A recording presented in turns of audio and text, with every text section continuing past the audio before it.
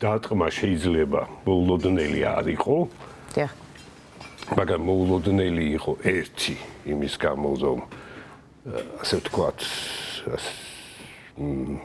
ვერბალური ესკალაციის შემდეგ ძალიან მალე მოხდა ეს განცხადებები დაიწყო ამ დღეებში თითქოს ნეთანიაჰუს, მაგრამ აი ვთქვა დღეს რომ მოხდებოდა მაინც ეს არავინ ელოდა და მეორე მასშტაბურობა.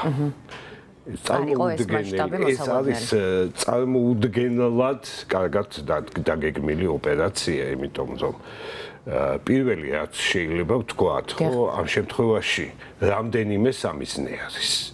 სამიზნე ერთი არის ბირთვული ობიექტები, მეორე არის ბალისტიკური რაკეტების გავლაგების ობიექტები, მესამე არის სამხედრო ხელმძღვანელობა, მეოთხე არის ბირთვულ პროგრამაში ჩართული ან ერთი ისე დაიღუპა, რომელიც აღარ არის ბირთვულ პროგრამაში ჩართული მეცნიერები. ესე იგი, დარტყმები იყო მართლაც წარმოუდგენლად რა შევადაროთ, ალბათ შეიძლება ეს უკრაინის დრონების შეტევას, მაგრამ ეს ბევრად უფრო ხანგრძლივი დროის ალბათ დაგეგმილი არის და უფრო კომპლექსური შეტევა არის და მეორე, ეხლა თუ ფოტოები ვნახეთ და ეს ვიდეოები მართლაც ასწაული არის, მაღალსართულიანი სახლის ზუსტად ერთი ბინა განადგურებული.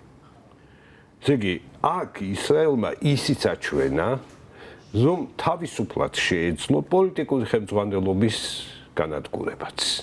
რეალურად, იმიტომ რომ რაც ირანს საჰაერო თავდაცვა აქვს, აღმესა ეს რუსული ძირითადად, რამდენადაც მე ვიცი, აბსოლუტურად მოქმედო და არაფრისთვის გამოსადეგი გამოდგა. ფაქტი არის ეს რეალურად და რეალობა გვაქვს ასეთი, რომ ირანი უმძიმეს მდგომარეობაში აღმოჩნდა, რა გააკეთოს საპასუხო.